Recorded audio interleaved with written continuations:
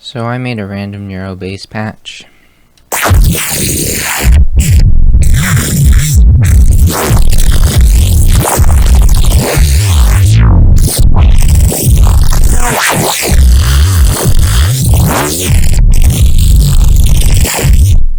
And I'm going to show you how I made it, but I'm going to start in the effects because there's a trick there that I wanted to show off in this video, and it has to do with phase distortion. So I have two phase distortion snap-ins, and they're basically doing all the heavy lifting to make this sound squishy.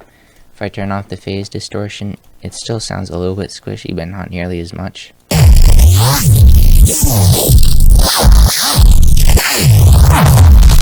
The thing that the phase distortion snap-ins are doing to make the sound squishy is the mix is turned down to just below half in each case. This one is a bit lower. I think I started with one and it wasn't enough, so I duplicated it. And the tone is being modulated by a random LFO. I have a few random LFOs in this patch actually, and they're all different speeds. So this one, yes, they're both being modulated by the same LFO as well. When you turn down the mix on phase distortion, it kind of creates a phasing sound, but with a bit of a squishy texture to it that you don't normally get with phasers. You get the same sort of filtering sound, but the reason I didn't use phasers for this trick is because it doesn't have the same effect. It's a bit like phasers combined with distortion, I guess. But when you turn the mix all the way up, this effect isn't present, so that's the reason the mixes are down somewhat. There are a couple other things I'm doing to get a squishy sound, and one of them is ring mod from the sub. So in multipass you can ring mod bands by other bands, and I find that I've gotten the most use out of ring modulating the highs with the lows because it can create a bit of a motor sound. I can show you what I mean if I just turn off the last two lanes and most of the effects except for this, because this is the other thing I'm doing. So I have a saw wave, but it's only covering positive amplitude. Ring mod works by the amplitude of the wave and making zero amplitude equal to zero volume. So basically what this is it's going from 100 amplitude to zero amplitude, and it's creating a motor effect. So if I just had a normal saw, sideband would basically be 100 amplitude, go down to zero amplitude, and then go back up to negative 100 amplitude and then repeat. But this is just 100 to zero, and it's all in the positive. So this is what the sound is like, and it's especially obvious when the pitch is very low, because then the oscillation is very slow and you can almost hear the waveform repeating.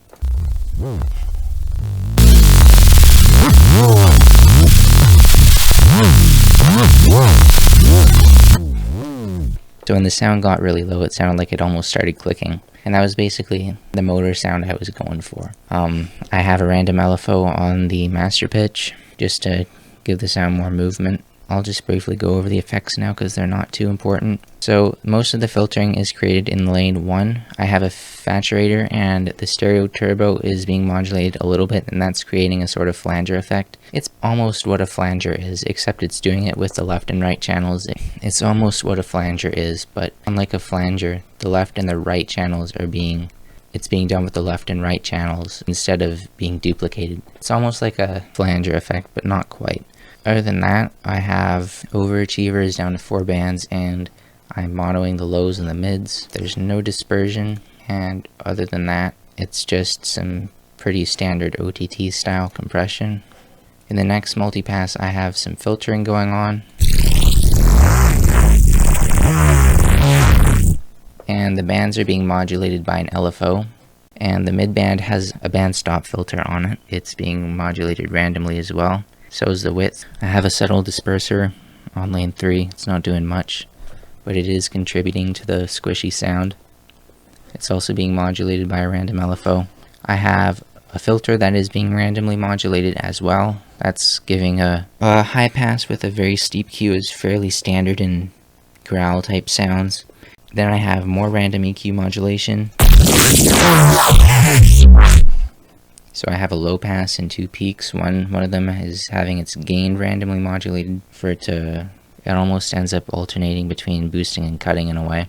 Then I have a simple mixing EQ, and then I have the ring mod, compression, and limiting on the end of the chain.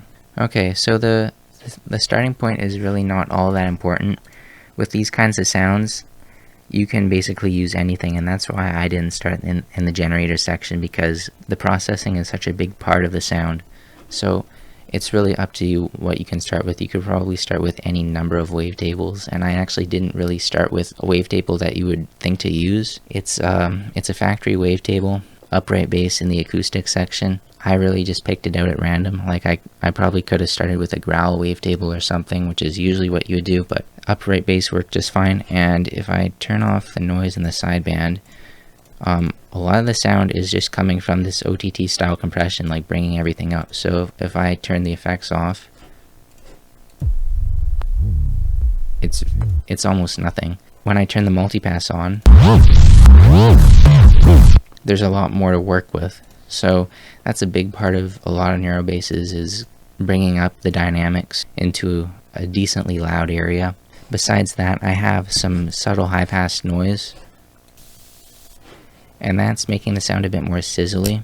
So if I turn off the noise but I leave everything else on, this is what you get. It's not too different, but it's noticeable. You notice that the noise is gone. With the noise, the sound, it definitely gets a bit brighter. I have an LFO which is scanning through the frame of the upright bass wavetable at a regular rate, and then this max modulator is being powered by 2 random LFOs, and it's randomizing the low pass and the slice EQ. So that's the patch. Really, it was just to show off this phase distortion trick. As for the patch itself, I probably wouldn't end up using this. The lows are kind of gross. That's probably because there's too much movement from the LFO or whatever, but phase distortion does tend to make your sound kind of messy in the low mids, which is probably the one big drawback that comes with using this technique. But it is still a useful technique to have in your toolbox, so I just thought I'd throw it out there.